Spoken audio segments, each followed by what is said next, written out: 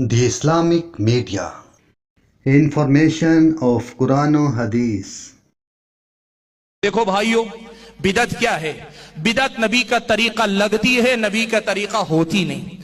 دین کی جیسی شکل نظر آتی لیکن دین ہوتا نہیں۔ وہ ثواب کا کام لوگ سمجھتے ہیں، وہ ثواب کا کام ہوتا نہیں۔ وہ دین کا حصہ ہے، اس بات کی کوئی دلیل نہیں ہوتی۔ یاد رکھنا، نبی کا اسوہ ماننے کا مطلب یہ ہوا کہ بدعتوں سے تمہارا رتی برابر تعلق نہیں ہونا چاہیے۔ اور اگر تمہاری زندگی میں بدعت ہے، بدعتوں سے تمہارا رشتہ ہے، تو پھر یہ مسئلہ یاد رکھ لینا، تم نے نبی کو اسوہ ماننے کے تقاضے کو سمجھا نہیں، تم نے نبی کو اسوہ بنایا نہیں، تم نے نبی کو اسوہ بنانے کا جو تقاضا تھا اسے تم نے پورا کیا نہیں۔ یہ مسئلہ یاد رکھ لینا۔ بھائیو یاد رکھو، جس سماج میں شرک آتا ہے نا، اس سماج کا اللہ سے رشتہ یا تو ٹوٹ جاتا ہے یا کمزور ہو جاتا ہے۔ اور جس سماج میں بدعتیں آتی ہیں نا، اس سماج کا رشتہ نبی سے ٹوٹ جاتا ہے یا پھر یہ کہ نبی سے رشتہ ان کا کمزور ہو جاتا ہے۔